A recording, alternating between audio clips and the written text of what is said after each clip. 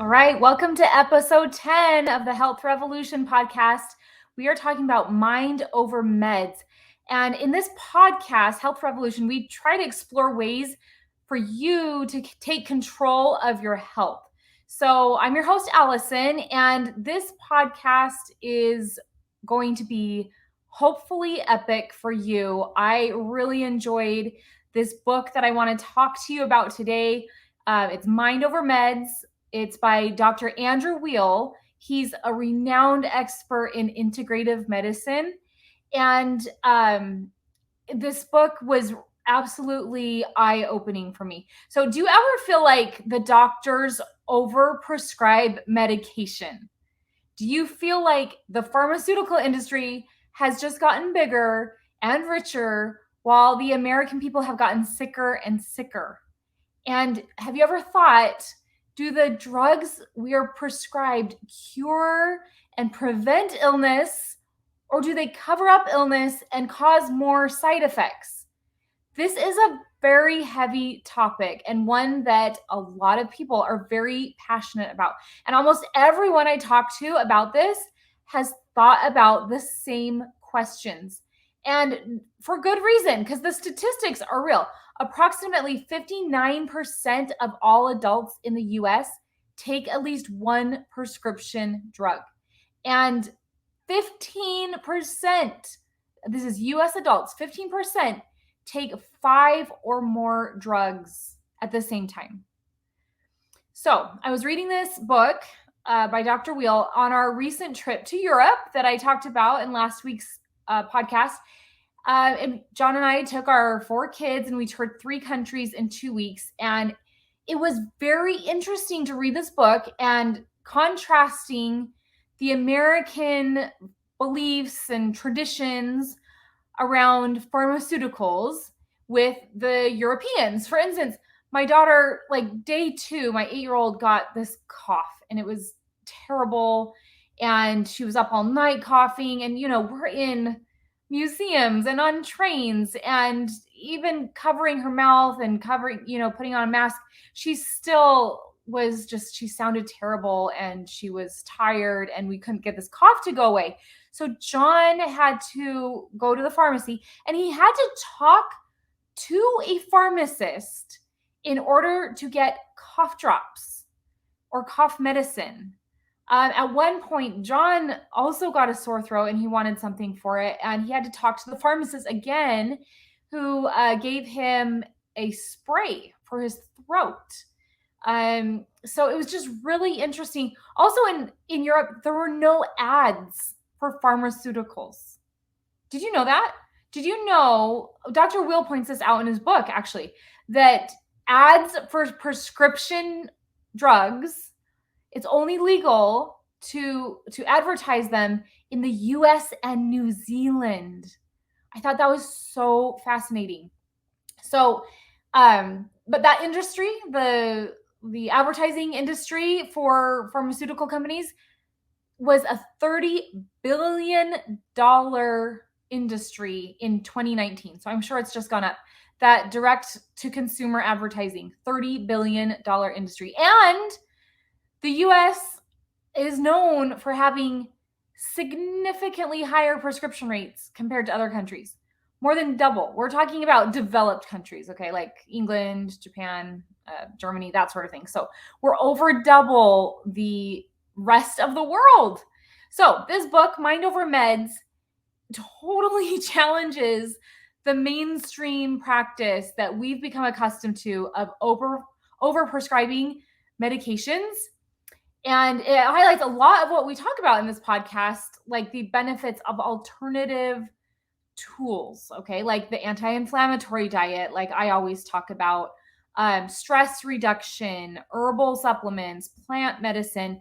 We're going to get into plant medicine in a recent episode with my husband, Dr. Peterson. Meditation. So we're talking about all of these things as prophylactic. So before you get sick, before you even have illness, what you can do to avoid illness. And then when you do have illness, what you can do to treat it, what you can do about it, instead of taking Well, not instead. I will correct that. It's as a first line of defense before taking pharmaceuticals. Okay. So raise your hand. Okay. Not if you're driving, maybe not if you're at the gym. Raise your hand if you think that we, and I'm talking about the average American adult here, rely way too much on prescriptions, on medications, even over the counter medications, and we don't give other healing options a fair shot. Have you ever thought about that? Okay. I think about this all the time, and I've talked to a lot of people that this is heavily on their mind right now. Dr. Weil, the author of this book, he's saying we can actually manage and even reverse some of the very common health problems that we have facing this country without pills. Like I said, pharmaceuticals being the last line of defense, not the first. But what we've developed here in America anyway is this desire for the quick fix, right? We want the easy cure. We're saying, I don't have time to be sick. Just give me the pill. Just give me the cure. That's the kind of culture that we have here. So, and people are wondering like, well, why? Why do we have that culture here? What's the cause of that? Well, we have doctors that learn all this about the body in medical school, but aren't necessarily being taught how to treat illness without prescribing a medication. And we also have, like I said, the media and commercials, advertisement telling us all the problems we have. Everything has a diagnosis now. Everything has a pill or multiple pills to choose from. And so we see that and we go to the doctor, and we, as the consumer, are actually pushing the doctor to prescribe. No one really wants to leave the doctor's office without a prescription. They want that magic pill. And we tell them about the commercial that we saw or the Google search that we did. And we want to make our problems go away instantly. And we kind of disregard those potential side effects, which have become a joke, by the way, because they're on everything and we start joking about it. The side effects, confusion, blurred vision, constipation, which could be life-threatening, difficulty urinating, drowsiness, dry mouth, erectile dysfunction, hallucinations, pressure in the eye, low blood pressure, nausea, heartbeat disturbance. These are all, by the way, side effects of antidepressants, a $16.5 billion industry in 2022. And that number is growing, of course.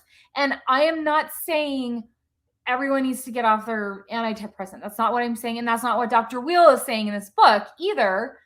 But what he's saying is that for most people, lifestyle changes, herbal remedies, and this kind of thing will significantly reduce your symptoms, if not eliminate them, and should be the first line of defense before taking a pill. Did you know that antidepressants have a black box label due to the risk of suicidal thoughts from a pill that's supposed to make you feel better? That's one of the side effects, suicidal thoughts. So what happens if you're a man, let's say, and you're taking an antidepressant and you do get that side effect of ED, erectile dysfunction, okay? Then most men I know, they're going to want to do something about that. They want to take a pill for the erectile dysfunction. And then the pill for that, what are the side effects of that pill? Well, now they're dizzy and they have headaches. So then they take Advil for the headaches. But guess what? The long-term use of Advil does. It gives you rebound headaches. It can give you ulcers. And guess what else it can give you? Erectile dysfunction. I can't even make this stuff up. So I know antidepressants can be a touchy subject. I know this. I've been prescribed antidepressants. John has. 2 of our children have. Even as young as 8 years old, they were prescribed antidepressants. And I truly believe that there's a time and a place for them when needed, for a short amount of time if necessary. But we and at that time that we were prescribed these, we honestly didn't know what else to do because we weren't educated in integrative medicine and alternative solutions necessarily. So the more proactive we've been about our health, our mental health, and our physical health, truly the better we all feel. We used to have at the Peterson house a medicine cabinet full of all kinds of prescriptions. And now we are down. I just cleaned it out. John went through a major clean out a few years ago when he threw all of his stuff in a garbage bag. He did it on Facebook. It was epic. But he just was like, I'm done with all of these. So we are down to one prescription drug in our medicine cabinet. It's for my daughter's migraines, which, by the way, have been significantly reduced with the diet. She's changed her diet tremendously. Stress management is huge for her, hydration, proper sleep. She finally decided to give the keto diet a go about 6 months ago, and she loves it, actually. And I'm going to have her on the podcast, I think next week, but coming up soon. And she's going to talk about what it's like to be a teen on the keto diet and, the problems she's faced, the benefits she's seen, all of that. So stay tuned for that. Be really interesting. But I am so proud of her for taking those steps to be more proactive about her migraines, because when you have chronic illness, chronic migraines were part of her life, and it does cause depression when you're in bed all the time and you're not feeling well and you're checked out from life and friends and school. I mean, this had become her life. And so, yeah, she was ready to try anything. And that's what led her to the keto diet. So we're going to talk about that more with her in an upcoming episode. But as I talk to people about this concept, this overprescribed nation that we live in, it resonates with so many people. And the one thing that everyone I've talked to has agreed on is that they don't want to treat the symptom anymore. They want to prevent the symptom in the first place. And what they're getting from pharmaceuticals is just a treatment of the symptom, not a prevention, not a cure. Okay, for instance, with all the migraines that my daughter's having, she has currently a prescription for treating migraine, but all those other things that I was talking about, she does to prevent the migraines. And it works so much better for her. So Dr. Weil, he's talking about the common cold and how it's almost always a virus that will go away in 3 to 5 days. But we usually go to the doctor and we demand an antibiotic, which is to treat bacterial disease. And we've become antibiotic resistant, and the problem that will potentially create in our country as well. So, but he talks about preventing the cold, the common cold, like washing your hands, healthy diet, vitamin C. And one of the big ones he talked about over and over in this book to prevent disease was stress reduction. Chronic stress. This is something, by the way, that I coach almost all of my clients on at one point or another, is how to handle chronic stress. Because I think most of us, if you haven't worked on it, most of us are feeling it, okay? But chronic stress will double or even quadruple your risk of getting sick. Chronic stress, I mean, we're talking, there's kinds of stress, and I can share more about this later in another episode, but we have mental, physical, and emotional stress, and it kind of trickles over to other parts of our body and our brain. But chronic stress literally weakens your immune system, so you're more prone to illness. Physical signs of stress. This is physical. So we always think stress is like a mental thing, right? There are physical signs of stress.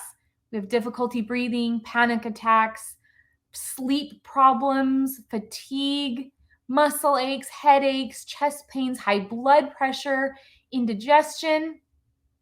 All of these symptoms that I mentioned have a pill, a magical pill that will cure this symptom, pills that will mask the symptom, but not actually treat the problem, which is the chronic stress. That's what's causing your body to shut down. That's what's causing illness in your body.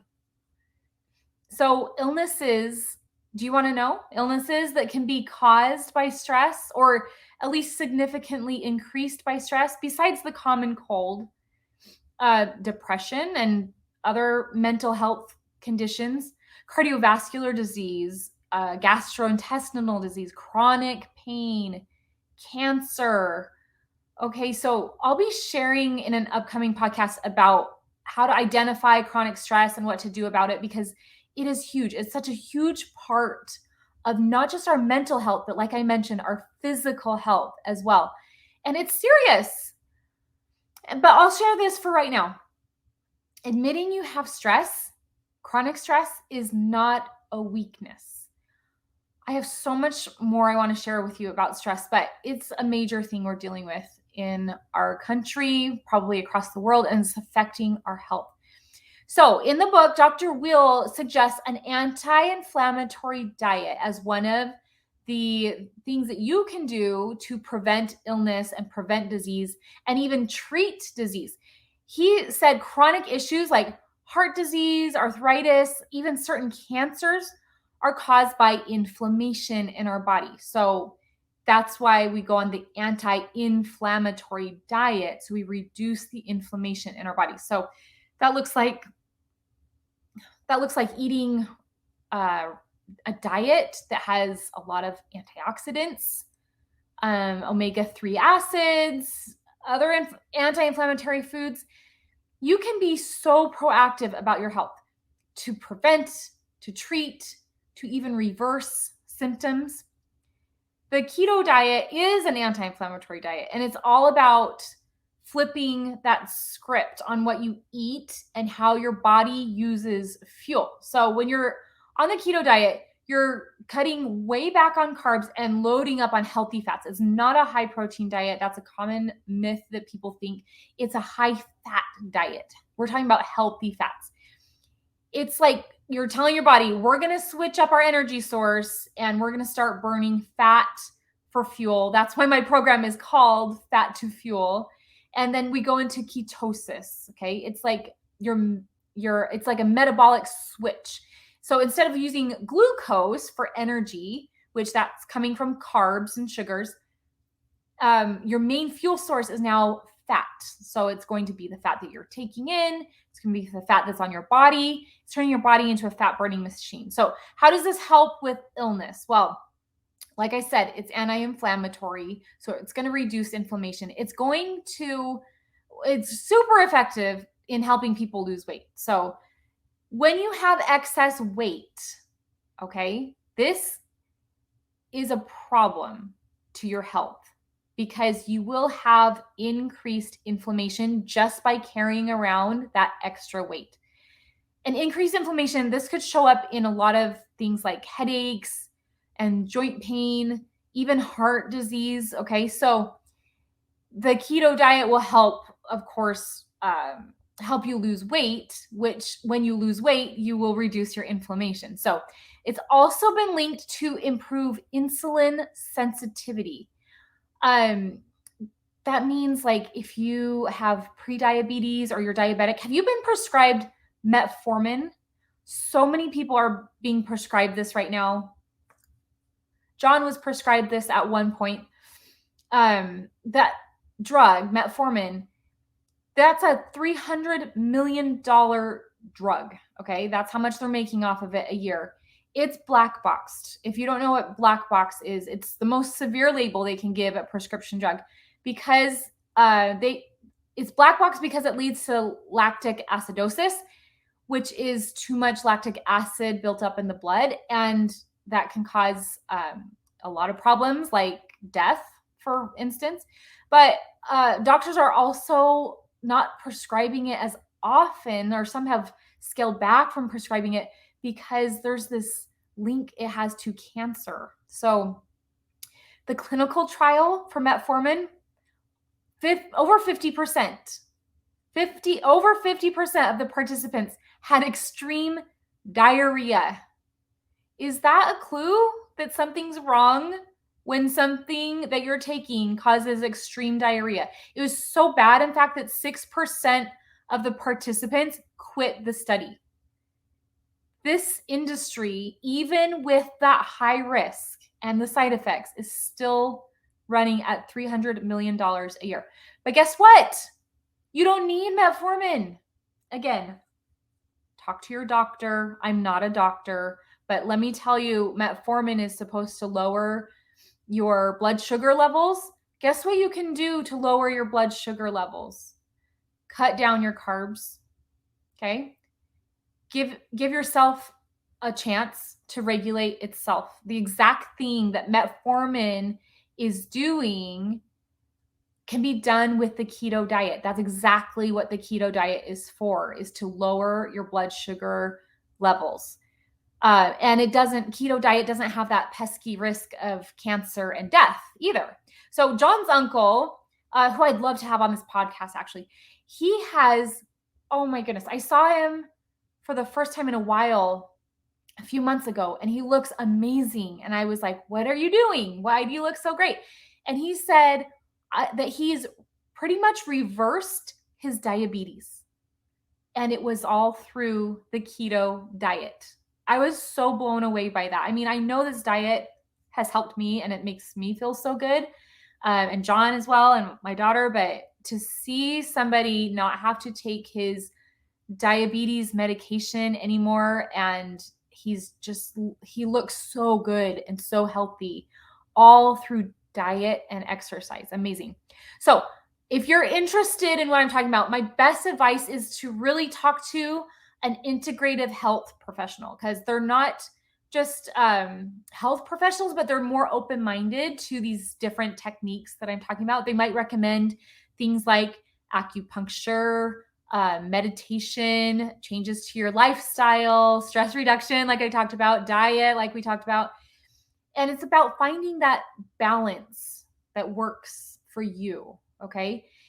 Of course, if you want more about the keto diet, you know where to find me. I'm at fat2fuel.com. I'm on Instagram, Peterson Family Coaching. I'm not hard to find.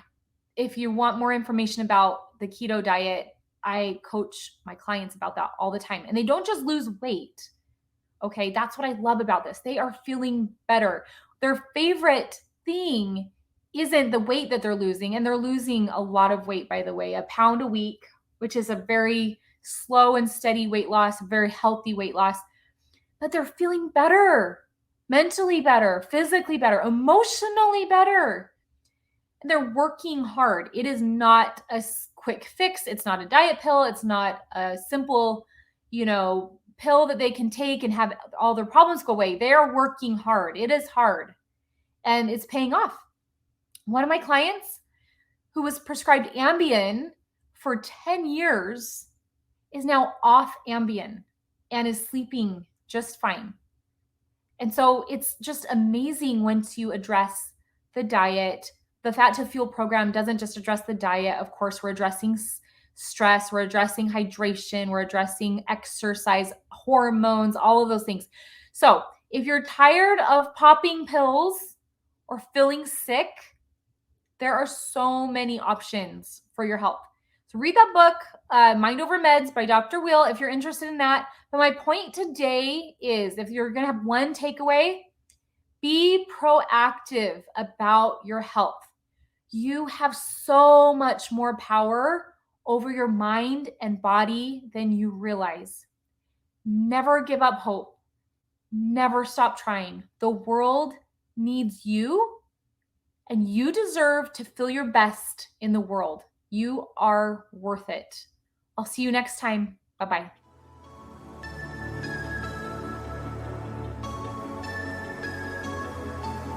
I hope you found value in what you heard today. If so, please follow us and go give us that 5-star rating. It really helps us reach more people that need to hear this message. Also, if you're ready to make changes to your health and well-being, go check out our Fat to Fuel program. Our coaching program empowers you to make healthy changes to your life one step at a time. Go to fattofuel.com or click the link in the show notes. We hope to see you there.